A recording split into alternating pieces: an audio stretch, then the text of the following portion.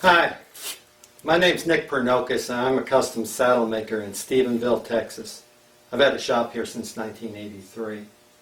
I've also competed in the Professional Rodeo Cowboys Association, the American Quarter Horse Association, and the National Reining Horse Association.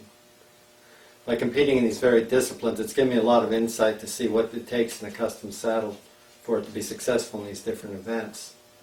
I've built saddles for all different events, and I've built saddles for horsemen as varied as Tim McQuaid to Joe Beaver. I've also written a book, All the Pretty Saddles, which is about the contemporary saddle, and you might have seen my video, The Secrets of Saddle Trees. I built a high-end saddle, and the basics in construction are based on the saddle making in the 1960s and 1970s around Fort Worth, Texas. I feel like this was a golden age of saddle making when saddles were transitioning to be strictly working cowboy saddles to being performance saddles. And there was a lot of good techniques that were practiced by these guys. They were good craftsmen. I found that a lot of people don't really recognize, though, what's under the hood in a custom saddle and what these different techniques are. What I'd like to do is show you a little bit of that. I had a booth at the National Reining Horse Association trade show in Oklahoma City for 18 years. At the beginning it was a smaller trade show with most of the vendors were people that either built or had a connection to the products they were selling. But by the time I left, it had grown to where they're mostly big box stores there with salesmen selling gear like saddles and not the actual people that made the saddles. I think people have gotten out of touch because of this. They're always talking to salesmen. Towards the end of my stay at Oklahoma City, I had a really good customer that came into my booth, and he bought a couple reining saddles from me, really liked them. And he was always bringing people by to show them the saddles. And he brought one fella in, and I think he wanted to buy a saddle. And they were talking, and they didn't see me in the back. And he was telling his friend how great my saddles were. His friend said, well, how come they're so expensive, though? They're way more than those saddles over at XYZ's booth. Well, his friend said, I know they are, but I don't know why they're that much more expensive. He said, to be honest with you, I'm really glad I bought one back when they were cheap. Well, that really made me feel bad, and the XYZ saddle they were talking about was a production saddle and actually wasn't even made in this country. And I decided I needed to do a video and maybe show people what goes into a custom saddle. These steps I'm going to show you aren't something that everybody needs. They're just something that makes a saddle a little bit better. It's up to you to decide what level you want to have and what you want to pay for. It'll also let you know if you're paying too much for a saddle if it doesn't have a lot of these steps. But you can talk to a saddle maker. There are a lot of good saddles that don't have every one of these extra little things built into them. At least you'll know what's under the hood, and it'll give you a little more insight the next time you go to shop for a saddle, and you'll be able to talk to a saddle maker, or if you get stuck with a salesman, you'll be able to talk to the salesman a little bit more knowledgeably. So I hope you enjoyed this. Thank you for taking the time to listen. This is a saddle tree for a roping saddle. If you notice the front riggings, on a reiner or a cutter, my riggings stop right at the base of the swell. On the ropers, I do something that's known as a butterfly rigging that was done in the 60s and the 70s in a lot of roping saddles, and it runs over the swell and pulls on the whole swell in addition to pulling on the bar. This comes from the old-time saddles when they first started roping at them. They ran the riggings up with straps around the horn because the saddle trees are a lot more delicate then, and they're having trouble with them breaking. I believe that it really does help keep a saddle from breaking. As a matter of fact, I've never had a tree that I know of break. This is a double-covered rawhide roping tree. You might notice, too, the way we put the riggings in. This is lace. There are no rivets. The lace won't react with the metal. And I've gotten saddles back 30 years after I've built them, and the lace is all still intact. The hardware here was handmade by Glenn Pointer, who's a bit maker. This is a reining cow horse saddle that I'm working on. And I'd like to show you this piece of leather here, which is called the seat jockey. Seat jockey is a piece of leather that the padded seat is attached to on top of it, and we hand sew that down to it. What's important is what's underneath it. In a custom high-end saddle, everything is one piece. There are no seams or anything. And this is a big piece of leather. It has to come out of a good part of the side, so it's a very expensive piece of leather the way we do it. Now, in a production saddle, what they do is they leave this back off and this cantle off, and they just have two pieces of leather that they click out so they can use smaller pieces, and they cobble them together in the middle with a seam. And the poor ones are just overlapped and sewn, and that's when you feel something that feels like a 2x4 under your crotch. It's generally because of this seam. Some of them are better at blending them. They taper them really nice and glue them and stitch them there. But they don't want you to know that it's a split seat saddle. So what they do is they take the shaft leather from the padded seat and run it over and hide this seam. Now I happen to believe a one-piece seat is the way to go because of the feel and of the strength you get. But you're only going to get it in a high-end saddle because the padding covers everything underneath there.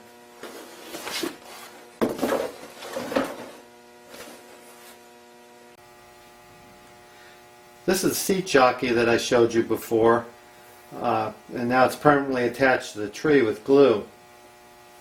You'll notice how it's molded and shaped. That's all that one-piece construction I was talking about, which gives you all the strength in here. This isn't a separate piece of leather. It's all molded, and that takes a little bit of skill to do that. I'd like to show you this piece of leather right here. This is called the ear. Now an ear fills in the place it's cut out when you cut out this whole seat jockey. But it serves more than just to fill in this hole here. The purpose is really to secure the seat and make it stay in one place. And you'll notice that this seat jockey is sewn all the way through, not only the top seat jockey here and the ear, but it also goes through two more layers of leather underneath here, which are a filler piece and the cantle back. That gives you all this strength. Now in some saddles they don't even bother sewing the ear in at all. And I had a saddle maker come in one day that was a really good custom saddle maker, and he looked at my saddle I was working on and he said, "Well, I don't sew my ears anymore." And he said, "Why do you bother doing that? I just glue them in." Well, the reason is because this is all sewn like that, it can't ever go anywhere, and this part of the seat jockey can't. And the seat jockey itself is like the hood on a car. When you work on the saddle, you have to pick the hood up, and all your stress is going right on that one point there. And you'll have this covered with a cantle binding, but you'll have one little stitch down there at the end to hold it in place. So if you don't have that, or if your saddle gets in a really bad wreck, this will hold all this seat down securely and you don't have to worry about it. And that's why you sew the ears in your saddle. And this is one of those extra steps we take that takes a little bit longer, but it's important. This is another extra step we do on our saddles. We've blocked this skirt on the bars of the saddle and shaped it at the same time. That's why you have such a nice definite pattern of the bottom of the bar, and that's where the tree will always fit in the saddle skirt. We do this before it's assembled. This gives you a nice curve to the skirt and it helps it retain its shape through its use. A lot of production saddles just don't bother blocking them like this, and they do it after the skirt's assembled, and that's when you get a flat skirt like this that sticks out at the bottom of the saddle, and it never really has any way of maintaining the correct shape.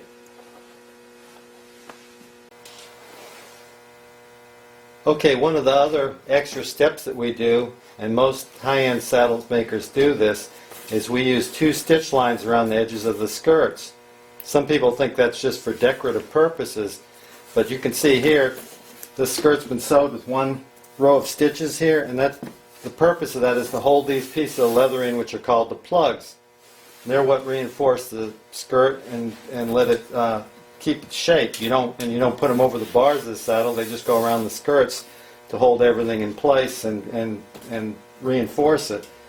Now, if you don't put that stitch line in there, when you have to replace the sheepskin in the future, and you take all those stitches loose, a lot of times these old plugs will get loose and they'll shift and move, and you can't line the stitches up good to put the new sheepskin in. And it's a pain for the guy that has to work on the saddle, and it's a pain for the customer because he doesn't get as good a job. So that's why we use two stitch lines in here. I'm getting ready to put these on the sheepskin, and I still use real sheepskin. I use very dense sheepskin. I believe it absorbs shock, and it also wicks some of the heat away from the horses' backs and the pads. So I'm a big believer in sheepskin. You can see how large the sheepskin or sheep wool is. It's an extra large, and we use a more expensive extra large sheepskin so we can lay these skirts out just like they are, side by side and down the backbone. Now, a lot of saddle makers will get a smaller side for less money, but then they end up having to lay the skirts out like this or wherever they can find room. The old-time saddle makers said you always wanted to lay the skirts out like this along the middle of the hide because of the grain of the nap of the wool. It would help the saddle stay in place, and I believe that. So every one of ours is laid out just like this. We don't scrimp on small sides. We use a large side, so we have plenty of room for laying these skirts out next to each other like that. And if you want to know how tough sheepskin is, these are some scraps that I sewed together 30 years ago, and we do a lot of work on them. When we're working on the saddle, we turn it upside down on here. And this has been used for 30 years, and you can see that it's dirty, and it's had oil and glue and everything else on it, but it's still in really good shape. So this gives you an extra surface of protection for your skirts that you don't get with synthetic sheepskin with the carpet on the back and the thin backing. So that's the way we do it. Inside stitch line is very, very important. Now you can see that I've sewn the sheep hide, the sheepskin, to the back of the skirts, and that's what this outer stitch line does. Notice on these stitches, the stitch line, they've got a little scratch line that they recess in to keep them from wearing as bad, but I don't bury them. The line isn't cut way down into the skirt. The reason for this is that over a period of time, if you make these stitches too deep, when you go to repair this saddle, they'll just crack through. They won't hold the new stitches because the leather will be too thin under there. I just want to slightly recess them. And then the length of these stitches, I don't do really tiny stitches. I use really heavy nylon thread, and I use a machine called a Union that's a double needle machine, and it pulls the thread really tight in here. So these are sucked in there pretty tight. They're not going to go anywhere. And some guys want to put the stitches too close together, or they want to bury them to where you can't hardly see them. And those are the ones that when you go to replace the sheepskin, it breaks through and you have to sew on another stitch line, or you have to hand sew them to do it. While I'm talking about hand sewing, some people hand sew some really artistic saddles, and they're wonderful, but these saddles are made to be used, and used really hard, and I believe that this nylon thread machine sewn is a way that I can get a really good stitch at a reasonable price. Most people think my saddles are expensive now, so they don't want to pay me to sit there and hand sew a skirt all day. So again, good thread. It won't rot like the old linen thread would from oil and things. It's there to stay until you need to replace it. And the stitches aren't too close together. They're not too far apart to where you have a big, ugly, loose stitch. It's just a nice moderate stitch, and they're not buried. They're easy to cut and replace if you ever have to repair the saddle.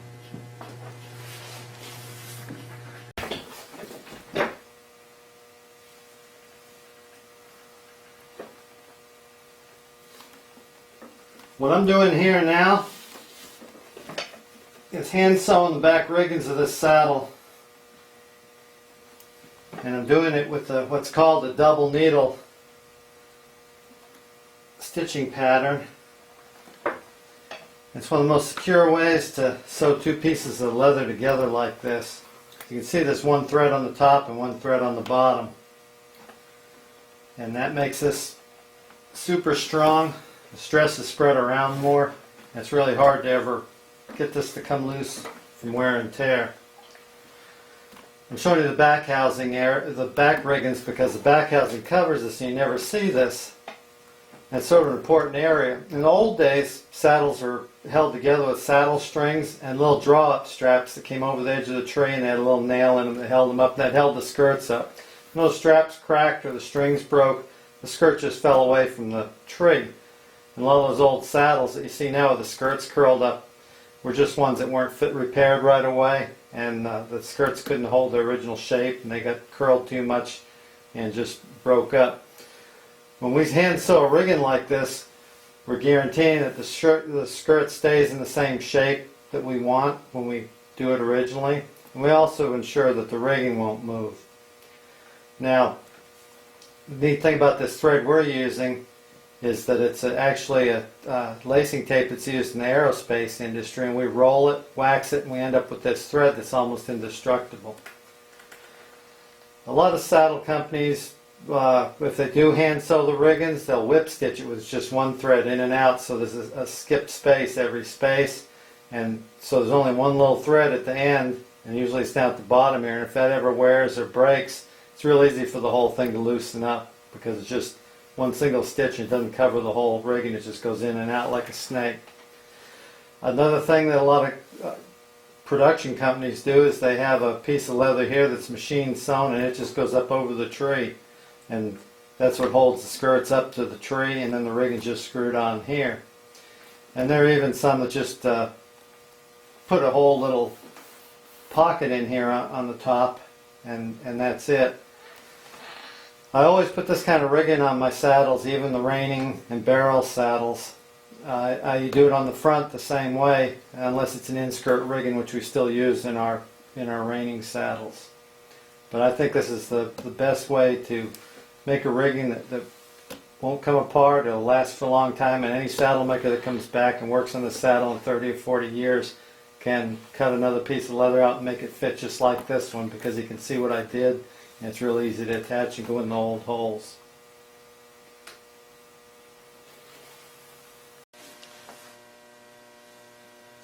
Most people don't realize what goes into tooling a piece of leather. I call it carving. When you order something that has a lot of decoration on it, a lot of people think a big plate comes down and presses and embosses a picture onto the leather, and in some cases that's true in your cheaper leather products. They do that. There are other things, time-saving things you can do with dies to cut part of the leather in and then finish it by hand. In a high-end piece of leather work, though, the whole thing's done from scratch. I start off with a piece of leather that's cut to the shape I want and fitted, and I get the moisture in it to the correct level that I want to make it easy to work. And then I drew this whole pattern in with a stylus. All these leaves and things are drawn in by hand. That gets you an individual piece of artwork.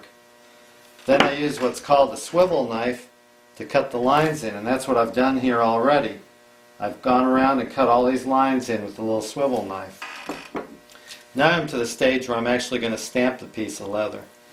And to do that, I take a fairly heavy maul and one of these stamping tools, and I just start going around the edge stamping. And the harder I hit it, the darker and the deeper it goes. If I want it more in the foreground, I don't hit it as hard.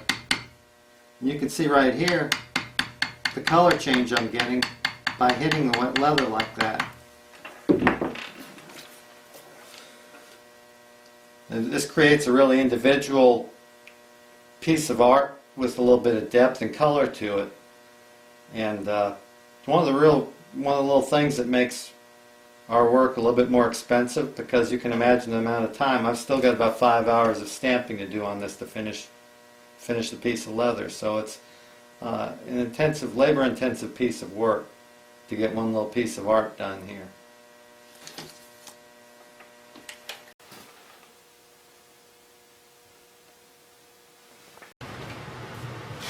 Well, there you have what some people would call some of the unnecessary steps to custom saddle making. And granted, not everybody needs all those features, but you can see the end result. This is the saddle we were working on. It's a nice carved, personalized roping saddle. The lizard's been put on here to personalize it for the lady, as well as the conchos, which were made by Holly Spagnola and feature the matching lizard pattern. The D-rings are hand forged by a noted bit maker, Glenn Pointer. Those are all little things that you don't need, but they make this an heirloom and something that you won't mind passing down to your grandkids.